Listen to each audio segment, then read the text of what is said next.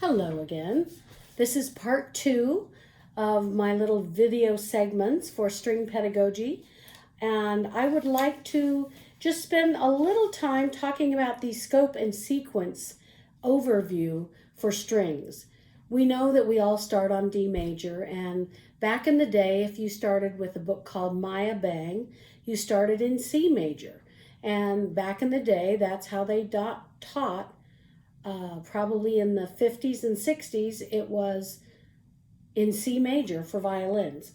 But with the advent of different kind of class structure with strings and band being separated, they switched it to D major with all the method courses.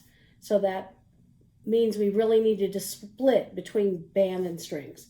And that's kind of how we got started with the D major. And so I would like to just go over very quickly where it says year 1. This is what, it goes back to those questions in part 1. What do we want kids to know? We want them to know the D major scale and to make sure that they know where to put their fingers with or without tapes. I'm okay with starting with tapes, but they have to know where to put their fingers. So the tapes are just a guide. They're not exactly right because things change constantly. This is a physical instrument, and the flexibility and the physics of temperature and humidity changes everything about pitch. So the D major scale, and I'm going to try to stay within the screen, but this is new for me. We'll give it a shot.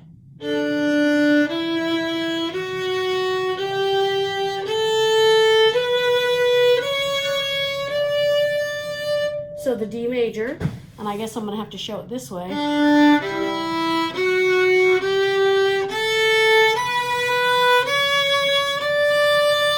kind of hard to play when you're leaning over.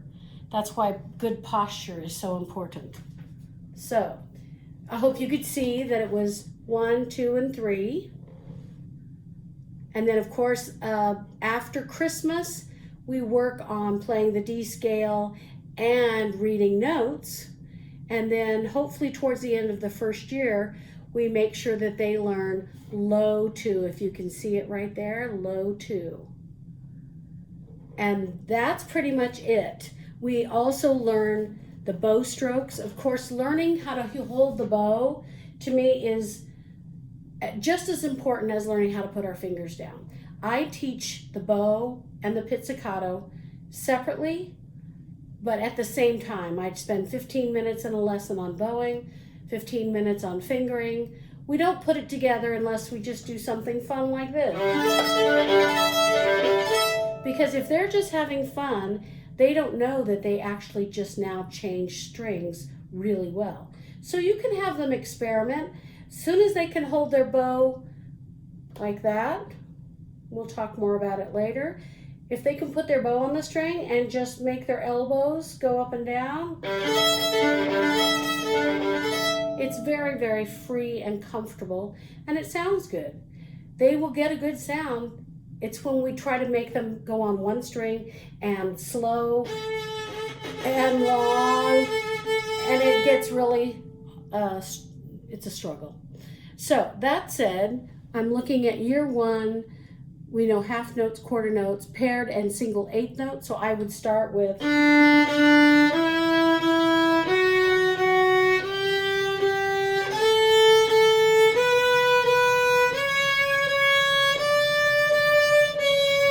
back down, same thing, and then I might do,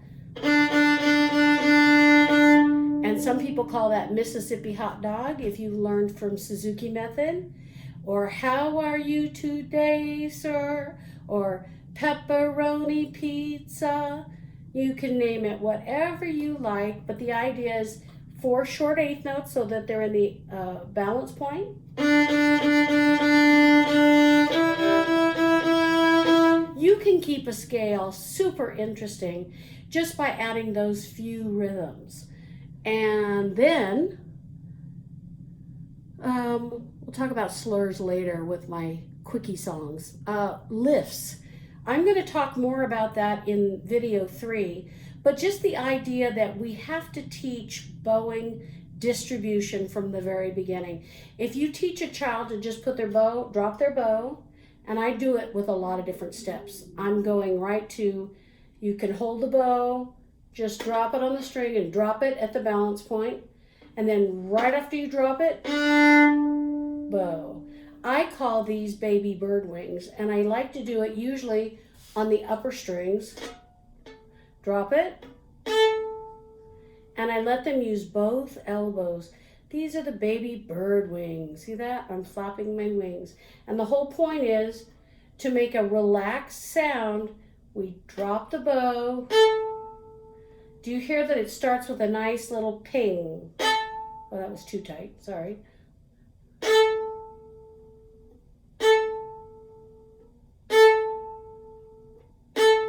You do lots of baby bird wings, like maybe 25 on each string. 1, 2, maybe do 4 and then 4 and then 4 and go through it 5 times. But keep it free and relaxed. Notice my arms are moving, my hinges, my shoulders are moving. I'm not using my elbow because I'm playing in the lower half of the bow.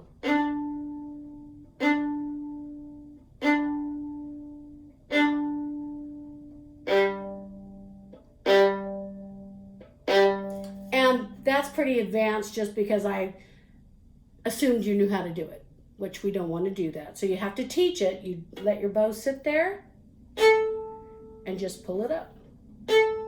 I like having both arms involved, but it keeps the shoulders from tightening and the jaw from biting on the violin. So those are little bird wings. You can call them lifts. And of course, as we get better at it,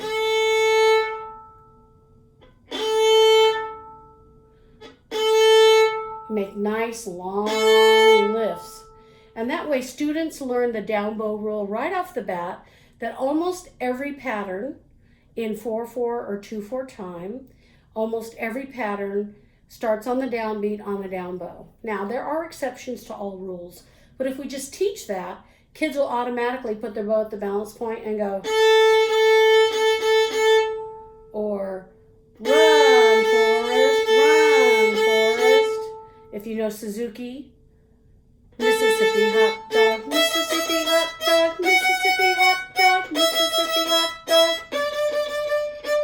You can use that in all different ways, but pretty much it's all rote learning in the first semester and teaching them the D scale. They still play on all 4 open strings because we want them to learn their bowing. But for notes, we only play on the D and the A string. And it's all rote learning all the way up through. I have my 5th graders play Allegro. We did it a couple of years ago for ASTA Festival, string workshop.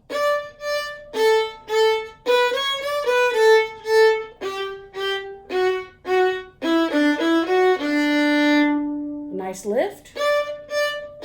Same thing twice.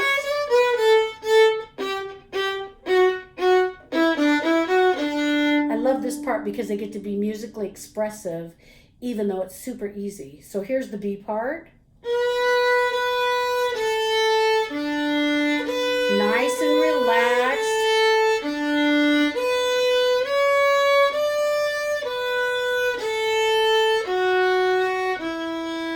And we make it a surprise so they get a nice musical idea.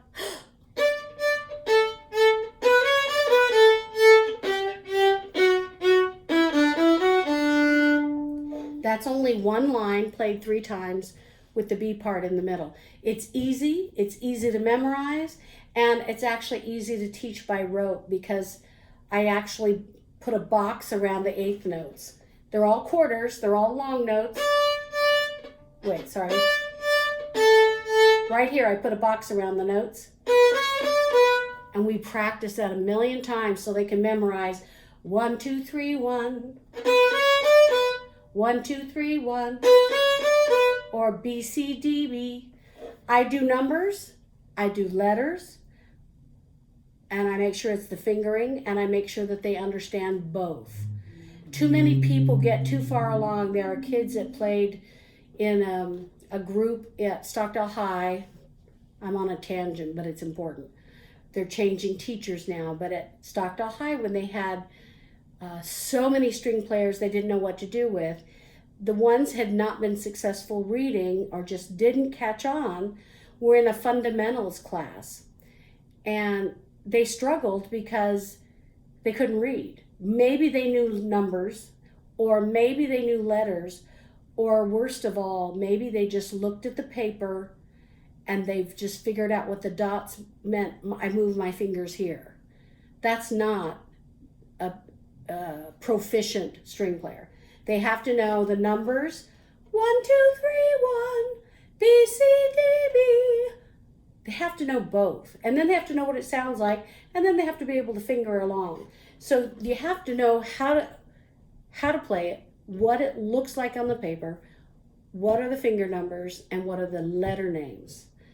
All of that on everything they ever learn. And if they start out learning it that way, it's very, very quick. So that said, that's pretty much year 1 scope and sequence. Year 2, minor is also in year 1 at the end. So that's when I would teach my very first song that I teach the little ones. I start out with just moving it on my fingers. I don't know if you can see it. I'll do it this way. I have them do it this way so they can feel that it's just like touching their violin. So I'm going to do it this way so you can see it. And we just tap, tap, tap, tap, tap. So kids know their fingers can move fast. But then we ask them to play so slow when they're learning that they're so slow that they're bored. So I want to show them right off the bat that yes, we go slow so that your brain understands it, but your fingers can move fast. So then I would have them play it on their thumb, see how they're touching the thumb, and see how actually it's on the inside corner of the thumb. You see that it's got the inside corner of the pointer finger and the inside corner of the second finger. And the first song I teach them is 2-0-2-0-1-1-1, 2-0-2-0-1, 2-0-2-0-1-1-1, 2-1-0. And when we do that, they play it and they sing it with me. 2-0-2-0. Then they can go fast. 2-0-2-0-1-1-1, 2-0-2-0-1, 2-0-2-0-1-1-1, 2-1-0. And then I teach them the words.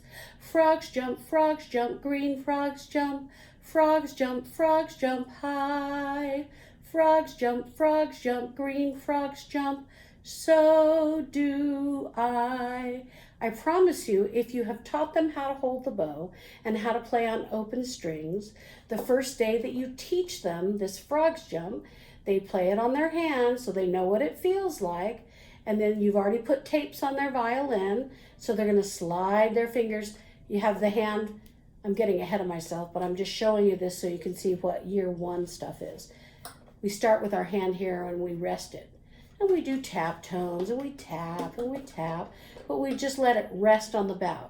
Then when it's time to play notes, we slide all the way back till we can feel the nut where it holds the strings.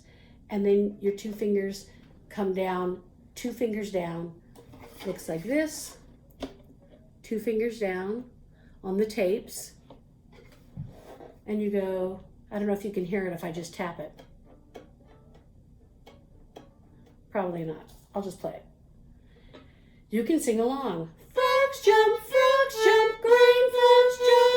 Frogs jump, green frogs jump, so do I. Now I played it kind of bouncy, and guess what? Kids can do that too. They don't have to play it. If they do, that's fine. If they play it expressively, that's fine too. You can change it up later after they get the hang of it, but you don't want to overcorrect. You just want them to get those 2 fingers in the right place. 2-0-2-0-1-1-1. And notice this is where I teach. I don't go 1-1-1. I hold it down, and the bow makes the rhythm. I hold the 1 down, and the bow makes the rhythm. You have to say that to the kids or they won't understand it.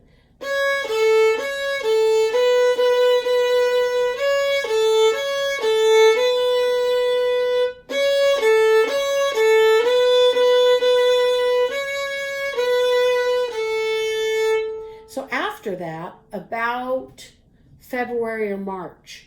They're getting ready for their concerts, but I want them to learn. I don't want them to learn so little that they don't retain it all. I want them to keep stretching. We may not use low 2 in their 5th grade concert, but I definitely want to teach it so that we're not starting behind when we get in 6th grade. So I start right from Frog's Jump, and I do the exact same thing, only I make it sad. And the only way I make it sad is by putting my first finger on the tape and my second finger, neighbors, almost touching.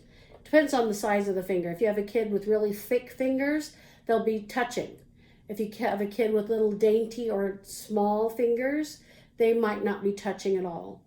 It just depends on the sound. So here is, so we can do major,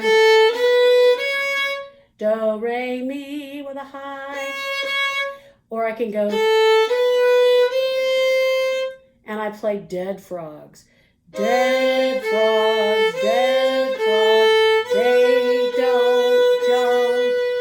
Dead frogs, they don't jump. Dead frogs, they don't jump. They just, and you get the kids to make up an adjective. Die or stink or whatever the words that they come up with. It makes it creative. Anyway, they've learned minor, they've learned low 2 before you've even given it much thought. And as long as you play it on the piano in major and then switch it to minor on the day that you want to teach minor and low 2, they're going to hear it. And then they're going to know where to put their finger, not just like, oh, it's touching. It's not touching. It's exactly here. It's a half step. So that's one way to get them to actually hear it, so they're better off at finding the fingers. So that's year 1. Year 2, D major scale, G major scale, C major scale are all 1 octave, and you have to know the notes on all 4 strings. And D major, they have to have 1 2-octave scale. So usually we're in a heterogeneous class. So that means your violin, viola, cello, bass are all in the same class at the same time. So you have to communicate with them a little bit. You have to let them know that, like every time I say high 2, I've already told the cellos and the basses to add a finger. So high 2 for violin, viola means 3 on the cello, means 4 on the bass, and they have to know that. So every time from the beginning of the year, if I say high 2, that means 3 for cello and 4 for bass.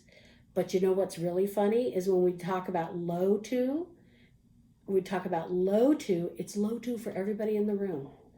Now, it could be low 2 like this or this or this or this, but it's still, everybody uses the same finger. So if you're going to go from A, B to C natural, everybody has the same fingers. O, 1, low 2. It's only when we play high 2, C sharp, that the C sharp becomes a 3 on the cello or a 4 on the bass. I teach that so I know my heterogeneous grouping. And that's, I told you that now right after the low 2, because that's when it gets really important. Because kids, they get confused and you have to keep it straight in their head. So I would make sure that the violins know how to play the G 2-octave scale, and that's why I know they know all 4. I would spend, and I know my friend, when she was teaching at Stockdale High, did the same thing with those remedial kids who didn't quite get it. She had them say their G scale.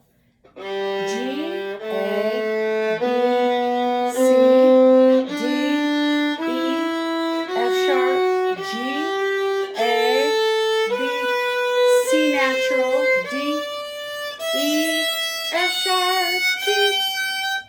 You have to play on all 4 strings, and you have to be able to say the G scale violins. If they can do that and they know what the numbers are, because usually once you figure out the numbers, you don't have to say numbers anymore. Go to letters. And there's a reason for that too, because when you get into year 3 and 4, when you say second finger or first finger, you could play first finger here or here or here. You can play first finger everywhere. Those are all first fingers. So it doesn't mean anything to write a 1 over it. You have to know what position you're in or what string you're on. And so it's much, much easier just to call them letter names after you get past the finger numbers. You know, if you're just learning third position, you could write fingers in. But again, you get to where you have letters so that you understand the letters. So the G scale, the violin should be able to spell and say the G scale. And the violas, cellos play C. Oh, that was bad. So C scale. Then basses, they only have one octave all the time, so you just let them do whatever they're most comfortable with. Sometimes it's easier to play with the cellos, or sometimes it's easier to play with the violins because their strings seem more similar. Either way, usually you only have one or two basses, so whatever works for them, do it. But so that gives you the idea of if everybody can play that 2-octave scale, except for bass, then you can play the scales in fifths. Violins can play G major all during 6th grade, and violoncello can play C major all through 6th grade, and then mix it up so everybody plays each other's scales as well. But that's how you make sure you cover all your scales. Of course, all the rhythmic pairings here. Again, lifts, détaché just means regular bowing, right? And then staccato, slurs, up bow staccato, and legato. So all of those things are in different styles, and I think when we get to video 3, you'll see all of those things. So lift is what we talked about before, like the little bird wings, being able to lift and set your bow down on the string without crashing. And I think there's a really important lift to do that really shows good bow control, and that is on every string. Maybe start with the D. Middle string is usually easier, an A or a D. You lift, and go all the way to the tip. And the whole point of that is to know how far to raise your arm, get your arm all the way out there, and then go back. So it teaches bow control.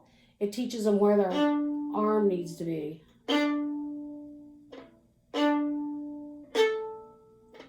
And it doesn't have to be fast. I'm just trying to get it done so you can see it. But it's really important to have that so they can like just glide along and then going back up and up and up. Those little lifts really help with bow control. Where am I on the list? And of course, staccatos.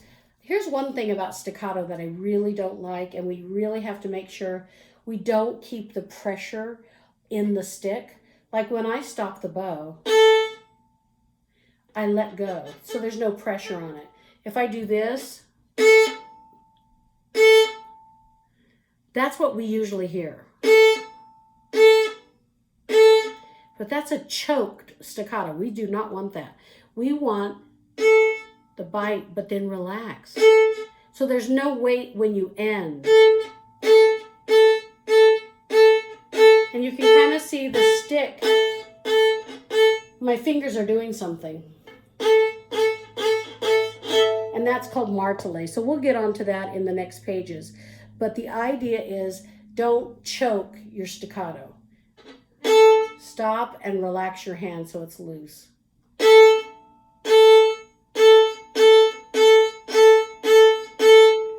Okay. Of course, the legato will come when you can do a kind of hula. I wish I had more room. I'm not used to doing it in video like this, but if you imagine I'm doing a hula dance. Aloha.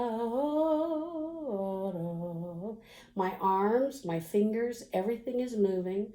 I like to call it a figure 8 shape. If you could see that if I were drawing it on a chalkboard, it would be a figure 8. But it really looks like I'm doing the hula.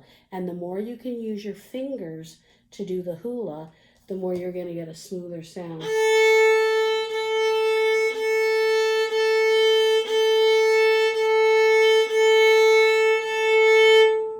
Nice and smooth. That will help a lot. Okay. proper bow hold and posture. I think we'll get in that in all of the games. Transfer to all note reading. We really want to do everything in note reading. I don't want people to think that I teach everything by rote. I believe in Suzuki to a point. It's a great way to start kids, but I think people stay there too long. And so they're ready to start reading. And yeah, it's still great to play by ear, but you need to be able to read as well. And I think those skills develop gradually. And so I don't think you want to leave the reading behind so long. So it's important to go ahead and teach new skills by rote, by just playing games, or if you're going to teach a bowing, just show them how to do it. You don't have to read notes while you're trying to learn a bow skill. Just play the game, learn the bow skill, and once you have it, then go back to reading your music, and you'll find you'll have much more success. A lot of people insist on reading songs out of the book while they're trying to teach a new skill, and that's really hard to do. It's a lot of multitasking. People don't realize it's a lot like dancing because your body is moving fluidly, but you also have to look at the music and you have to think about what you're doing and you have to think about your left hand. So there's a lot of combination there, and multitasking is actually quite difficult. So I think that's year 1 and 2. Year 3, D major scale, well, this is where they all have 2 octave scales and they play on all 4 strings. And then we introduce chromatics and half steps so that they learn flats, backwards extensions, forward extensions. And what else? Lots of new rhythms. The bowings are the same. We could still do those. Martellation, there it is. Martellate and spiccato in year 3. And so that would be the new stuff. So I would recommend doing songs that only include these scales, these songs, these rhythms, and then you can add different bow strokes to make it more interesting or stylistically correct. One thing I will say where it says master 4th finger with whole steps and half steps. I don't mind mastering 4th finger, introduce 4th finger with the whole step and half step. In year 2, I like to use the half step and strengthen the fingers. I know that maybe it's because I'm short, but I thought it was very unsuccessful to always try to hit that 4th finger with a whole step, a full inch between 3rd and 4th finger. And I know many people can do it, but what I've been hearing, and this is just my personal opinion, but what I often hear now in school concerts is they've taught them 4th finger and boy, they're going to do it. And it sounds dreadful. It's okay to practice it. And yes, it takes a while to learn it and they need a chance to practice it, to learn it and get better. But when it comes down to the concert, if it's out of tune, don't use 4th finger in 6th grade. Wait until 7th grade when they can grow a little bit more and get used to it a little.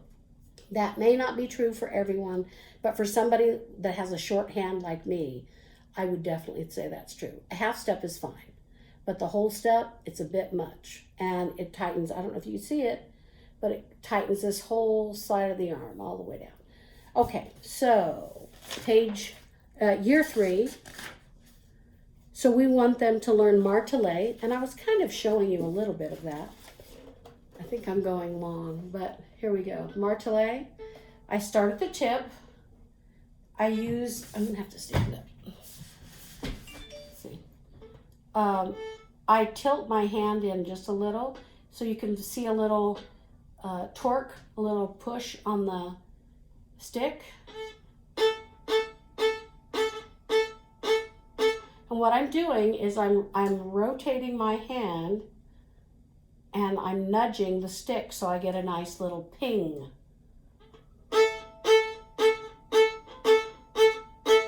Those are kind of big. You want to try to do them so tiny, see how many you can do.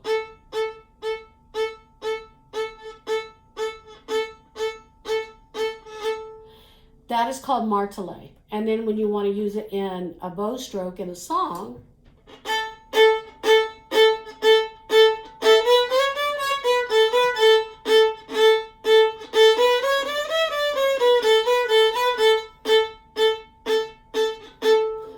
it's just a different style, and it's very good for Mozart and Baroque and martelé. That's what that is. And spiccato, I have a different way of teaching it. My teacher taught me. I thought it was successful, but I really worked on it forever on my own at home. I teach it, and I usually have good success. I start with, okay, I'm gonna have to stand up again. I'll back up. So I start as if it were a drumstick, and I just let it drop.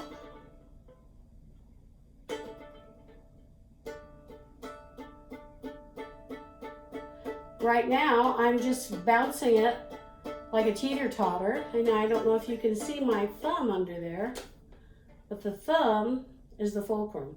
And yes, you've noticed I'm not holding it down here. I broke my thumb, and I found that it's just more comfortable for me here, because I think it's because I'm short and because my thumb is not like it used to be. Anyway, so this is where we normally hold the bow. Pinky is shy and hiding behind the thumb and the middle finger. Middle finger's touching the furrow, ring finger's touching the dot. Mine happens to be a gold Tudor rose. Usually it's a pearl dot or a plastic dot, and the pointer just lays. But the pinky's very shy. Do not let the pinky come out here. This is the worst of the worst. And you know what's really funny is if you watch kids on the videos, when they send you a video, it really comes right into the camera. That's bad. If you let go of it and it's loose, that's fine. But this is not okay. That loose and relaxed is fine.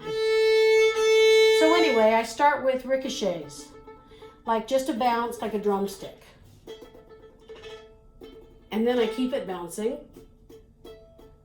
And then really quickly I move to the balance point and I raise my elbow, or my upper arm, I guess I should say, and I tilt the bow away from the bridge. And all of those things make it go into that kind of a sound. But if you'll notice, I raised my shoulder, upper arm a little bit so that you could hear it from bouncing crazy to this. Bouncing crazy with the arm low. Raise your wrist and your arm a little,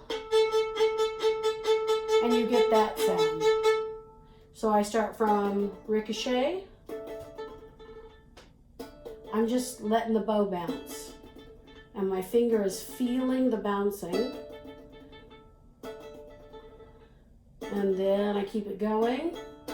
And I quickly move to the balance point, use my shoulder, raise my wrist and arm, and you get a spiccato. That's one way to get spiccato, and that gets you a nice medium spiccato that's not too fast. Forgive my poor videoing. Anyway, then you can practice it two ways. You can start from sautier. Sautier means a ricocheted kind of bouncy bow that barely leaves the string. It really doesn't leave the string, and it's very fast.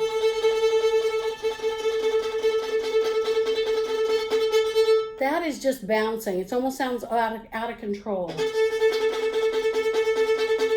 But from that,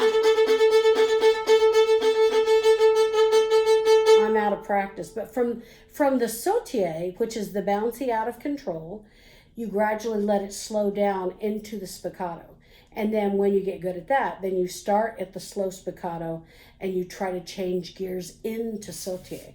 I'll do it one more time. I'm a little rusty. I haven't been practicing during these last few weeks. So we start from sautier, gradually slow down